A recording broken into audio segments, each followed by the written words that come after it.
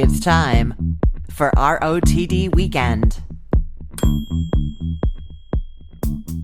I hope you had a lovely Halloween and are having a great weekend. The weather here in Florida is gorgeous now, and I am excited to say that I am spending the weekend with my 16-year-old knocking on doors for the Harris campaign and for our Democratic candidate for Senate, Debbie McCarcel-Powell. I don't think I said her name right, but that is what we're doing. My son's going to be with me. It is super exciting, so I will just take this moment to remind you to vote and to text your friends and family members and remind them to vote as well.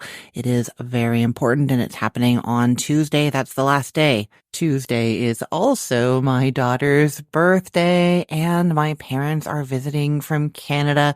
So the house is full, and there is a lot of excitement going on and a lot of delicious food going on too, of course. I have to say, there's nothing quite like having somebody else cook for you in your own kitchen. My parents have been doing a lot of the grocery shopping, and then especially when my kids aren't here, they cook things that I like that my kids don't necessarily like. So, well, the first thing that comes to mind is that they bought something that I never buy, but I am, I guess, slightly embarrassed to say that I love, and that's liverwurst.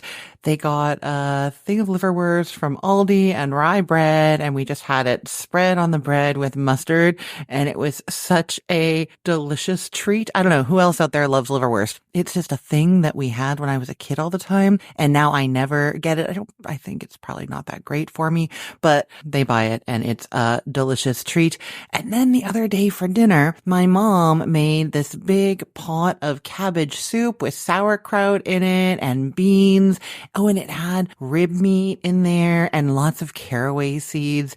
Oh, it was so good. And just such a nice thing when somebody else is doing the cooking and I finish my work day and the food is already done and it's something that I love. Such a treat. I feel a little spoiled. So that is what's going on here. Election, volunteering, and cooking, or not cooking, I guess, since they're doing the cooking, and trying to think of what I should make for my daughter for her birthday. We've been talking about that a little bit, figure out what favorite foods we can surprise her with. Oh, and my mom's doing a really interesting cake that my daughter has always loved that they used to make when she was younger. Cake is maybe the wrong word. It's this thing where you just take Oreo cookies and layer them with whipped cream, and then they go, I think it's in the fridge, but maybe in the freezer, and the cookies kind of soak up the whipped cream and become really soft and cake-like, and you get this like no effort, delicious cookies and cream, cold cake concoction. So I know that is happening for sure. Don't know what we're doing for the actual dinner part, but I am guessing it will involve some combination of smoked salmon, avocado, maybe meatballs, chicken wings. Those are her favorite foods other than candy, ice cream, and cake, of course. Speaking of cooking with or for family food traditions, my guest today is an OG blogger who is sharing a recipe that is related to her family's history and traditions. I am talking with Ashley Covelli of Big Flavors from a Tiny Kitchen, also from the podcast Passing the Plate. And Ashley has been blogging for 18 years, even longer than me. I rarely meet these people. I've known Ashley for a long time online, but we actually met in person this past spring, which was a real treat. And so I am delighted to have gotten to sit down with her for this podcast and talk. I think you're going to love hearing from her. Now, let's listen to my conversation with Ashley Covelli from Big Flavors from a Tiny Kitchen.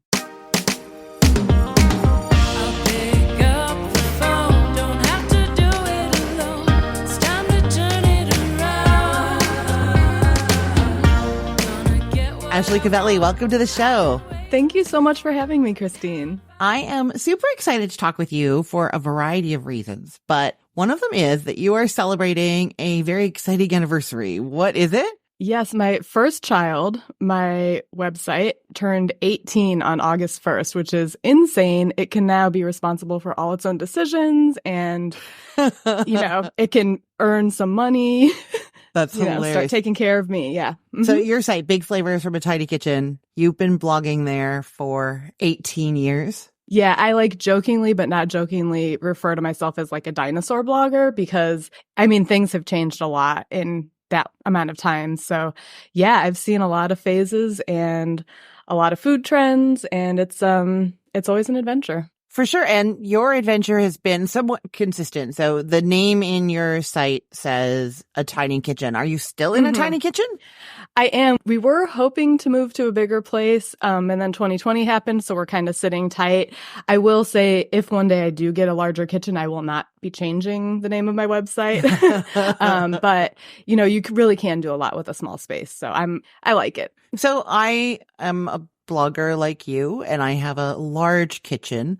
I don't even know where to start in asking you questions about this, but like, are you constantly moving things around? Do you have like a strategy for cooking in the small kitchen, or where do you start? If you're I guess that's if I'm suddenly in a small kitchen, what do I even start with? I think part of it is, kind of being careful with what you let into your kitchen, especially like appliance wise and stuff like that. Space is at a premium. I do have like certain things stored outside of my kitchen, like food processor, ice cream maker, stuff like that isn't even in the kitchen because there's no room. But just trying to be intentional about what I keep on hand.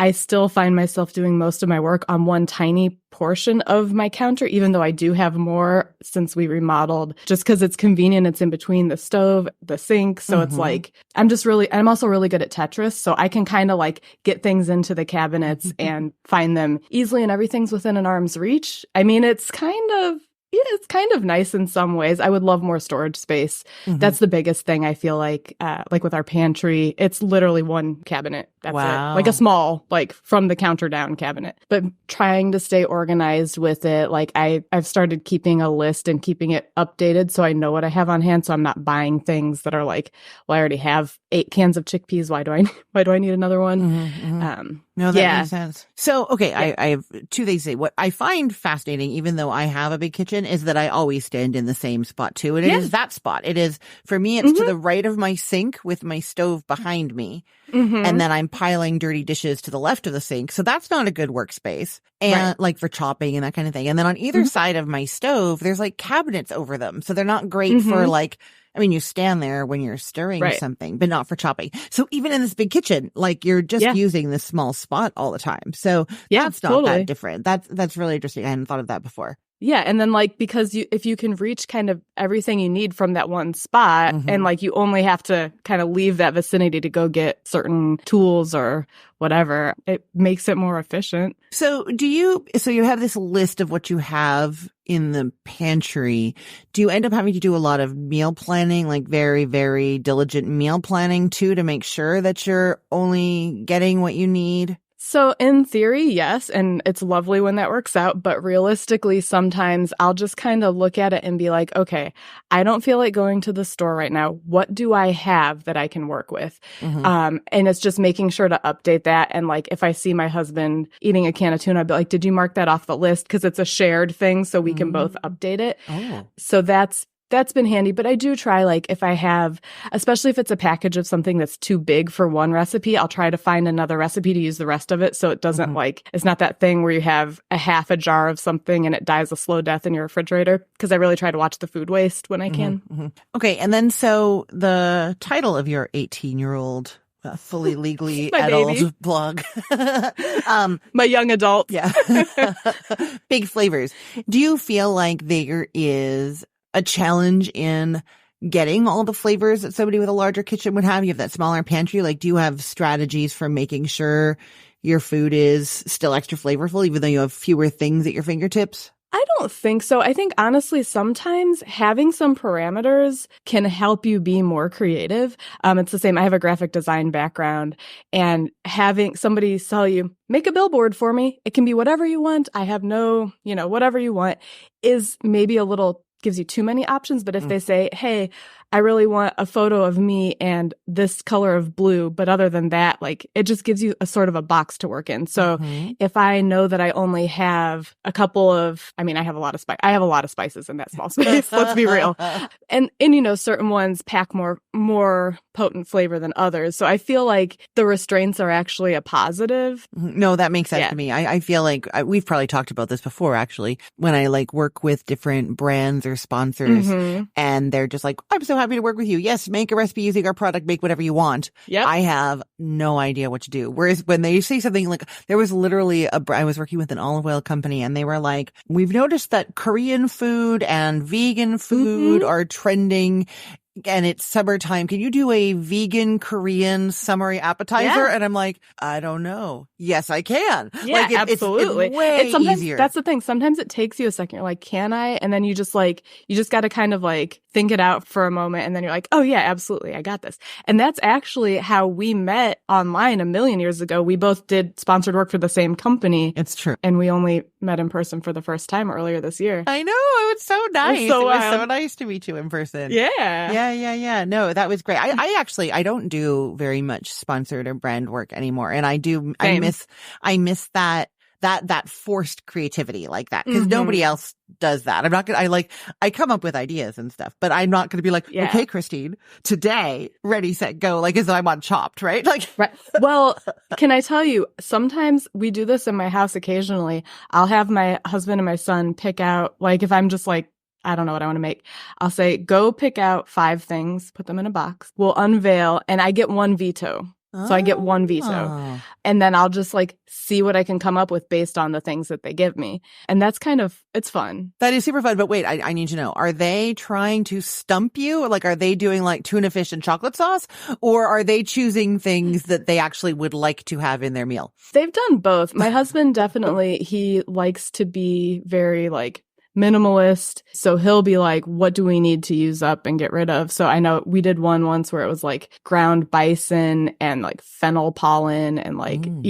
jarred okra. But it ended up being really good, like a tube of polenta, but I ended up making something like really interesting with it. So that sounds fun. I think if I gave my 12-year-old free reign over all of the ingredients, it might be a different situation. But yeah. Well, and then they might not eat the dinner. Like, yeah. You pick it, you eat it, kid. Yeah, exactly. That's great. I love it. Well, okay. So Ashley, have you brought a surprise recipe for me today? I have, and it's one of my all-time favorite recipes, and it's one that I used to make. I did a lot of virtual cooking classes for, especially in the 2020 to 2022, 23 range. And so it's a sheet pan dinner. Oh. And I call it a broiler kebab sheet pan meal. So my father is from Iran, and so I have an affinity for Persian food, and a lot of it takes a long time. So I was trying to take the idea of the like ground meat kebabs that he made, but make them doable on a weeknight. Oh, I love that. And it's under the broiler on a sheet pan, and and when it's the ground meat kebabs, that kind of not like chunks of chicken. Yeah. No, I love those. Yeah, and he always did them with ground beef. So I've done them with beef. We actually really like it with ground lamb. And I've also, in recent years, I'm trying to make more inclusive recipes and just like give people options. So it's also great with like vegan ground meat substitute. Oh, interesting. I haven't really cooked with that. Does it behave the same way as ground meat and this sort of thing? I find that it's great in a place where you would use, like ground beef. I don't think that it's like when you would use ground chicken, because that's kind of like its own thing. You got to cook it more and all that. So I think it's a great swap in like chili or sloppy joes or burgers or kebab. Okay, well, very cool. So are you telling me about the beef ones, lamb, or? This recipe, you can do it with what's your favorite of those meats? You can do it with any of them. Let's go with beef. That one is, okay. And then the OG, how I used to make it. And you're basically saying that it's going to be pretty similar, whether it's the lamb or the substitute. Yeah. The only swap that you would do, I've done it without an egg, because I use an egg to kind of bind it. I find with the vegan ground, it doesn't need that because it's a little looser. And then once I made this when my sister-in-law was having some like restrictions, she couldn't do eggs for a while. So instead of an egg, I just did a splash of water with the ground lamb, and it was great. Okay, perfect. That's good to know. Okay, so where do you start for these sheet pan kebabs? Okay, so I get my broiler preheated, and I know a lot of people are afraid of the broiler, but don't be. It's not scary. If you have a gas stove, which I don't, you can preheat it on high with the door closed. If you have an electric stove like I do, a lot of times it'll like kind of tilt open so that it stays a jar. Mm-hmm. If you close it, the electric sensor will be like, oh, okay, we're preheated, and it'll keep turning off and it'll like cycle. Mm-hmm. So that's something that was useful to a lot of people in my cooking classes to know, is to like leave it cracked open a little bit. Oh. And if yours doesn't, if you have an electric stove and it doesn't tilt open on its own, you can take like a wooden spoon, like just wood, not one with a plastic tip. Yeah. And just stick it in between the door and the oven to just give it a little bit of a crack in there. And wait, so the element stays on. I broil things all the time and I don't do any of this. So what is this? So do you have electric or electric gas? oven? And I don't think it Okay. tilts. And I actually just got a new oven and I don't think it tilts either. Okay. No. Well, it might, and you maybe just didn't know. Oh, maybe. Or like, sometimes they have like, when you go to open it, it'll just like hold itself slightly open. Oh. Yeah. So the electric element, if the door is closed, it just keeps kicking off and on. So you want it to be like constantly giving heat on top, because it's a great way to cook things more quickly. Yeah. Yeah. No, that would be great. You know what? Now I need to go and figure this out. I have a broiled steak recipe on my site that was done by a contributor a long time ago. And when I tried retesting it, I couldn't recreate her results. That could be why. I bet why. I couldn't get it to brown on top. Especially if that person had a gas range, they wouldn't have known. Yeah. No. Necessarily. Okay. Sorry. I'm going over to my to-do list right now. Yeah. love giving other people to-dos. My to-do list is long enough. Yeah, there you go. No, I love it. This is great. Okay, so you're preheating your broiler with this special to high, because some broilers have high or low. Right, so I go on high. You could do low. It'll just take longer. And this is, if you make this just with the stuff on the tray, 20 minutes. Like that's it. It's great. So I'll line a baking sheet with foil. It helps clean up. Like sometimes you'll get a little stuff that you'll have to clean, but it's great for cleanup and it helps the meat not stick. And then I'll just give it a little spritz with, like, I usually use avocado oil, but whatever cooking spray, or you could rub a little oil on it just to help keep the stuff from sticking. Then often I'll double this because I love it as leftovers, and the meat also freezes well. So if you want to do 2 instances of this recipe, line another sheet pan, have it ready, but only cook them one at a time because the broiler is only going to hit that one. And you want the rack like right up on top underneath the broiler. That makes sense. So then you're going to just grab a large bowl and you're going to add a pound of ground beef, lamb, vegan, ground meat substitute, whatever you want. Don't use poultry though. I haven't tested cooking times on that. That would be a little trickier. And it's so funny to me. I have this. Pork might work actually. Pork could work. Sometimes there's a lot of fat in ground pork, so it could be but my thing with ground. So for the longest time, I thought that ground turkey and ground chicken were interchangeable with each other. And they're not. I had a ground turkey burger and I tried, actually, this is how I ended up with a ground chicken burger on my website, because I had the ground turkey burger on the site and I loved it. And then I tried making it with ground chicken one day and it was a floppy, awful mess. It's just wetter. Yeah. Like it just didn't work at all. And it was so weird. But yeah, their water contents are different. The fat contents are different. Like they just don't match. And then they don't fully match ground meat, especially for things when you want to hold them together. Like in spaghetti sauce. And I feel like ground poultry can really easily get tough, like if you overwork it and you don't, so you're going to have like a tough, just fall apart burger. It's not a good, no, doesn't sound good. Okay. So we're not using turkey or chicken. We're going to use beef, lamb, or substitute. Got it. Yeah. Okay, so you have that in a bowl. You're going to add a large egg. I do some fresh parsley, so 3 tablespoons and you don't have to be like super scientific with this. If your meat is a little over a pound, sometimes the packages aren't exactly a pound. It's great with ground bison too. Oh yeah. Bison is a great one. So it can be a little here or there, it's fine. And then in a traditional ground meat kebab like this, like my dad would make, he would grate an onion. And so that gives some moisture and onion flavor. But what I do instead for this kind of shortcut is I use a teaspoon and a half of dried minced onion. And even sometimes I'll use like the dried minced toasted onion. It's like got a little brown on it. It's really good. So you get that onion flavor, but you're not adding a ton of liquid. And then does it like hydrate from the moisture in the egg and the meat, or? Yeah, I mean, it doesn't really, it more like gives it flavor. You don't necessarily notice it like as pieces of onion because in the regular kebab, it's grated, so you don't really notice the pieces really in it. Yeah, no, that makes sense. Then I just do some salt and pepper. Inside the mix, about a half teaspoon of kosher salt and a quarter teaspoon of freshly cracked pepper. Again, you do not have to super meticulously measure this. And then the thing that I think gives it a little bit of Middle Eastern flair that might sound weird, but just try it, is a quarter teaspoon of ground cinnamon. Oh, yes, for sure. Sorry, I just keep interrupting you. I guess that's kind of my job. No. But so literally yesterday, I had to I had to redo a recipe. Everybody who listens to the show knows that I got a new phone and the color balance is super wonky. I did a whole day of videos with the new phone and can't use any of them. So I had to redo, and I redid this chicken shawarma recipe. And I was like, you know what? It was missing something last time. And I added cinnamon to it and so good. A little pinch of cloves. It is unbelievable. My kids, I didn't think they were going to like it because it's like cinnamon, chicken, cumin, like whatever. They loved it. We had it for dinner yesterday. That's amazing. It was so good. Okay, that sounds delicious, and send that to me because I want to make that in a heartbeat. The other thing, I don't put it in this recipe. You certainly could, but I do put it in like a Persian meatloaf, is the leaves from celery. So like they have like a really delicate celery flavor without being chunks of it. So that could be a fun addition. I don't usually put it in here, but because this one is more of a like things from the pantry type of situation.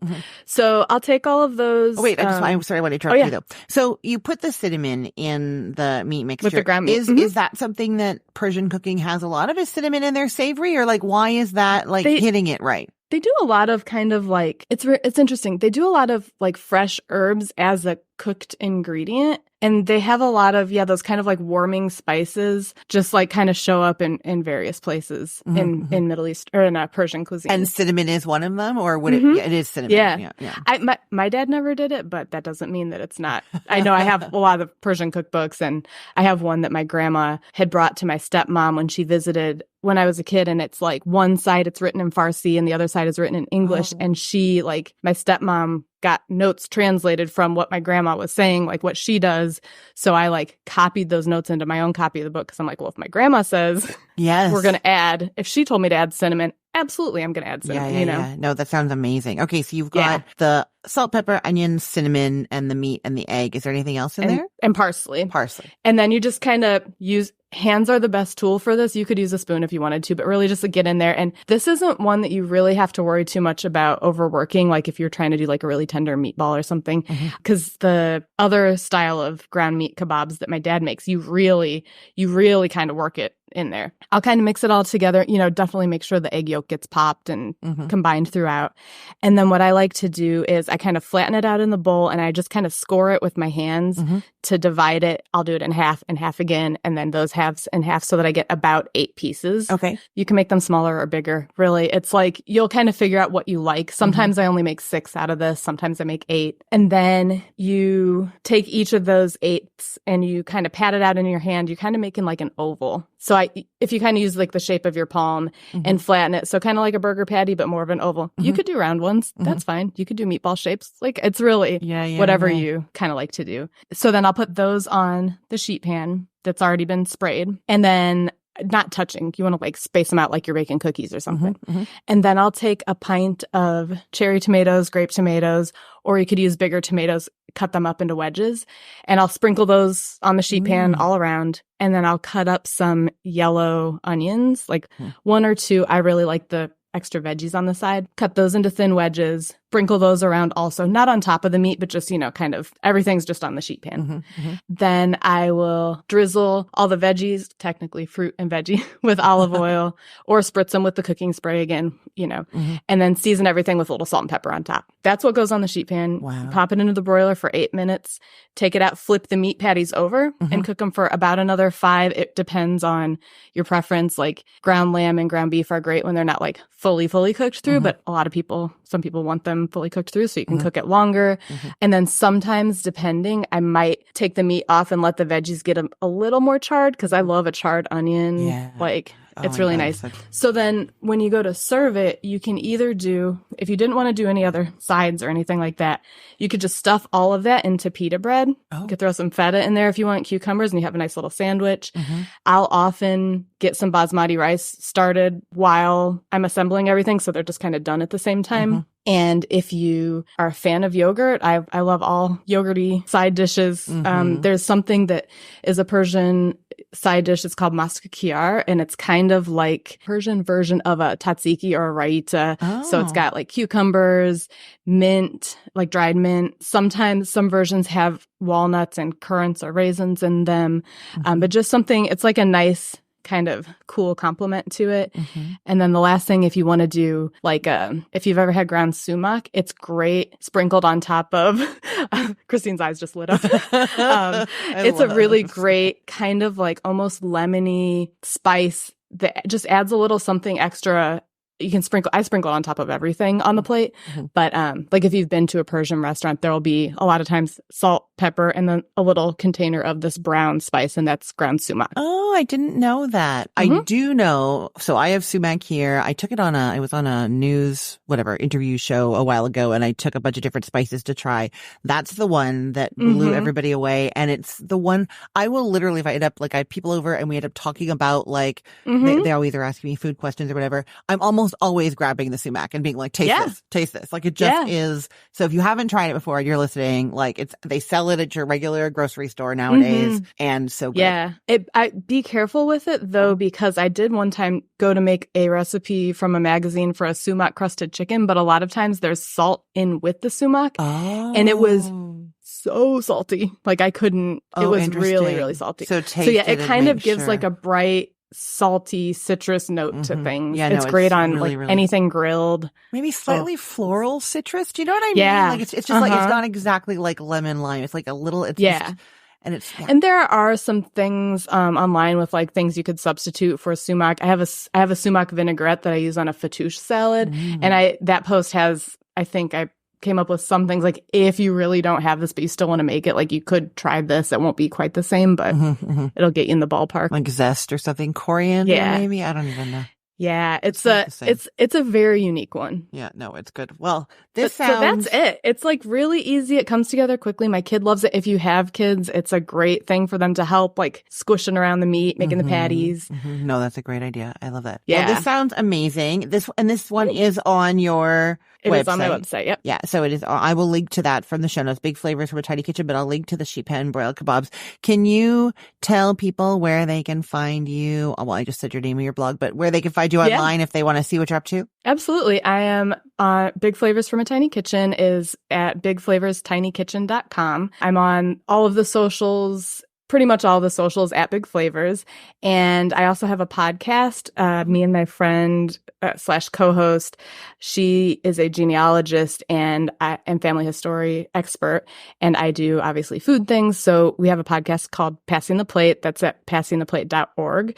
And we talk about community and connections and bringing people together over food and like family history and traditions. And it's a really great way because like with this recipe that we talked through today, I introduced a lot of people to Persian cuisine through a kind of Persian, like kind of dip your toes into it recipe. So people are able to taste things that I grew up with, but in a way that's accessible to them. So I really love being able to do stuff like that and learning about other traditions. And it's a lot of fun. We have a lot of fun. Yeah, I know. The podcast is fantastic. I don't know how I didn't mention at the beginning, much. Passing the Plate. And you and Lisa have such a good rapport. I really love listening to you guys. She's wonderful. Yeah, I know. It's wonderful. Well, thank you so much, Ashley. It was so great to do this. Thank you for having me.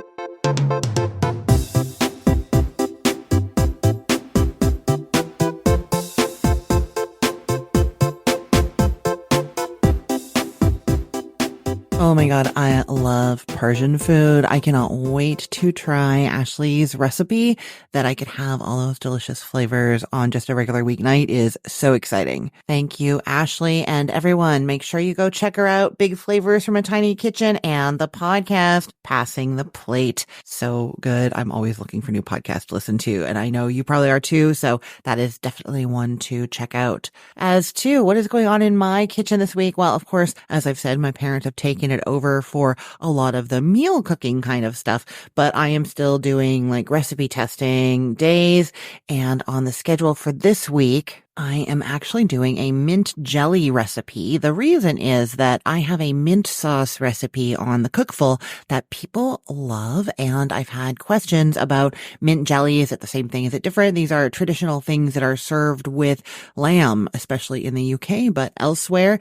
And so I've decided to make mint jelly. But what I really want to do is see how it freezes, because a lot of the recipes that I've come across in my research have you either just make it for the day, but the batches are kind of big, or have you can it. And I'm not big on canning. I feel like this is one of those things that you probably make when you're going to have lamb and not necessarily are in the mood to like do a whole canning procedure or something. So I want to know if you can just stick it in the freezer. It is jelly, and will it freeze? So that is the main testing that I'm doing there. I'm also redoing a lamb chop recipe from Cook the Story. It's been on the site for a long time, and it's just so. It's actually not one of my favorites, and I have done some things in the last little while. You know what? I'll just tell you, it's so good.